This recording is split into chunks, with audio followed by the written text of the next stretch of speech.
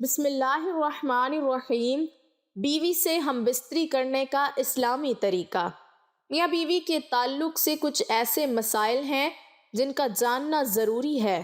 مسئلہ یاد رہے کہ شادی سے پہلے میاں بیوی اور اولاد کے حقوق کے مسائل سیکھنا فرض ہے۔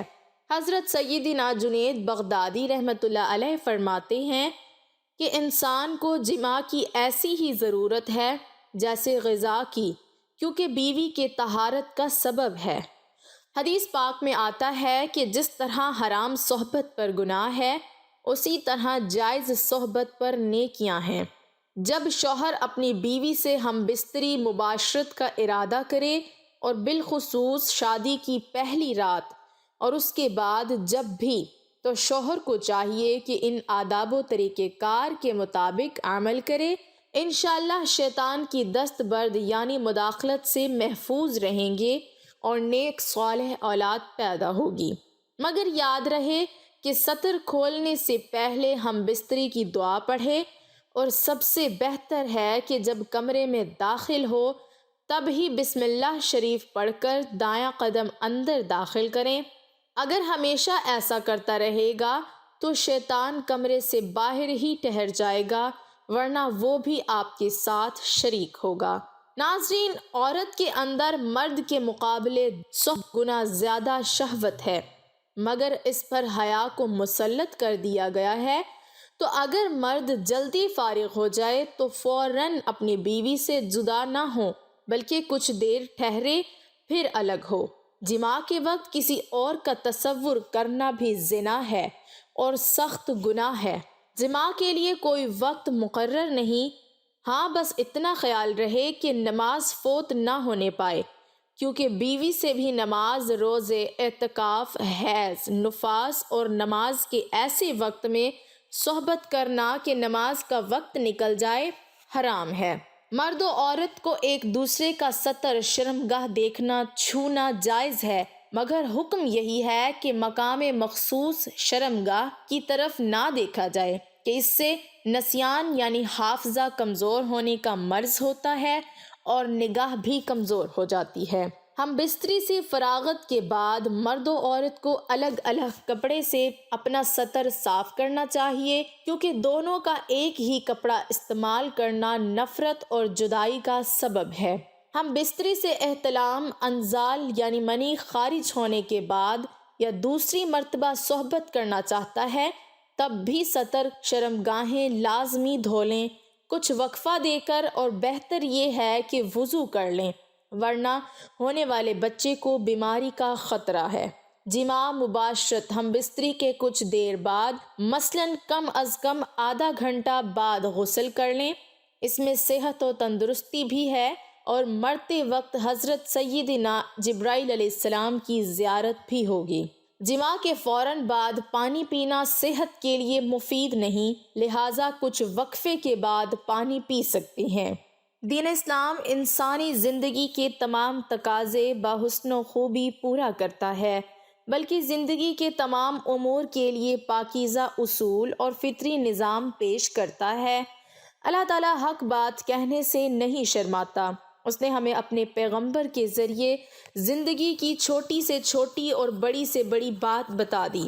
نکاح اور بیوی سے جماع شرمگاہ کی حفاظت کے ساتھ افزائش نسل کا سبب ہے، پھر اللہ اتنی بڑی بات کیسے نہیں بتلاتا؟ یہ بھی ہمیں بتلا دیا، پیدائش کے بعد جب کوئی جوانی کی دہلیز پہ قدم رکھتا ہے تو اسے فطری سکون حاصل کرنے کے لیے شریک حیات کی ضرورت پیش آتی ہے۔ اسلام نے شریک حیات بنانے کے لیے نکاح کا پاکیزہ نظام پیش کیا ہے۔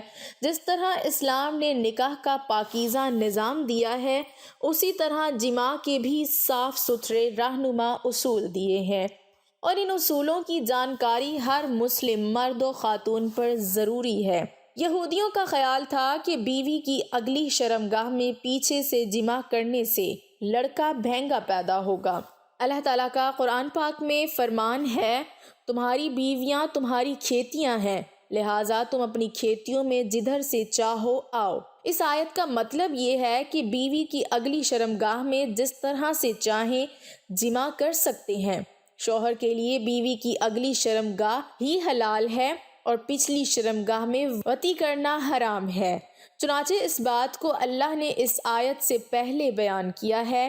اللہ کا فرمان ہے، آپ سے حیض کے بارے میں سوال کرتے ہیں، کہہ دیجئے کہ وہ گندگی ہے۔ حالت حیض میں عورتوں سے الگ رہو اور جب تک وہ پاک نہ ہو جائیں ان کے قریب نہ جاؤ۔ ہاں، جب وہ پاک ہو جائیں تو ان کے پاس جاؤ جہاں سے اللہ نے تمہیں اجازت دی ہے۔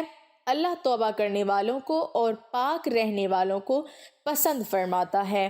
یہاں پر اللہ حکم دے رہا ہے کہ حیض کی حالت میں بیوی سے جماع نہ کرو، اور جب حیض سے پاک ہو کر غسل کر لے تو اس کے ساتھ اس جگہ سے جماع کرو جس جگہ جماع کرنے کی اجازت دی ہے۔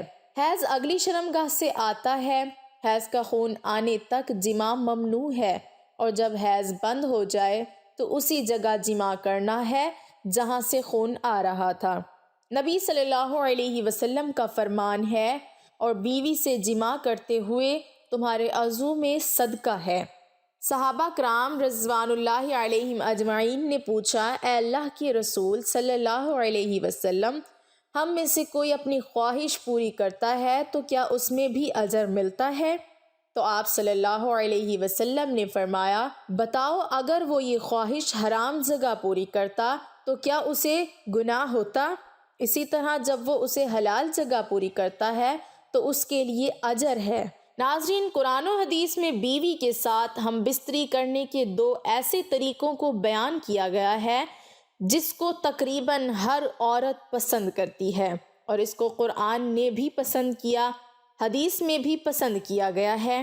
آئیے اب آپ کو وہ دو طریقے بھی بتاتے ہیں۔ قرآن پاک نے ہماری ہر موڑ پر ہماری رہنمائی کی ہے، اور ہم بستری کرنے پر بھی شریعت نے ہماری بہت رہنمائی کی ہے۔ ناظرین، وہ دو طریقے آپ کو بتاتے ہیں۔ وہ دو طریقے کون سے ہیں؟ اللہ تعالیٰ قرآن پاک میں فرماتے ہیں، یہ وہ طریقہ ہے جو تقریباً ہر جاندار استعمال کرتا ہے۔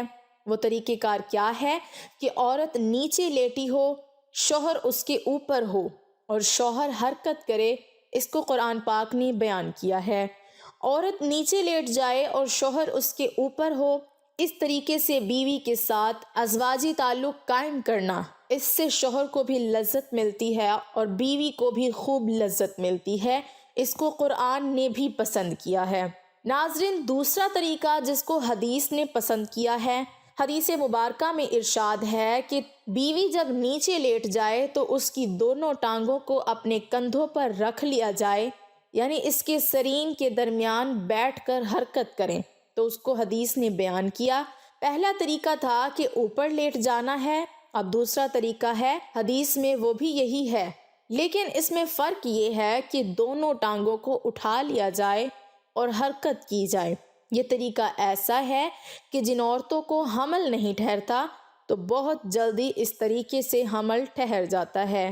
تو ناظرین، یہ وہ دو طریقے ہیں جس کو قرآن و حدیث میں پسند کیا گیا ہے۔ اللہ تعالیٰ سے دعا ہے کہ اللہ تعالیٰ ہمیں دین کی سمجھ نصیب فرمائے اور ہمیں نیکوکاروں میں شامل کرے، آمین۔ ناظرین، آپ سے گزارش ہے کہ کامنٹ باکس میں اللہ کے 99 ناموں میں سے کوئی ایک نام ضرور ٹائپ کریں۔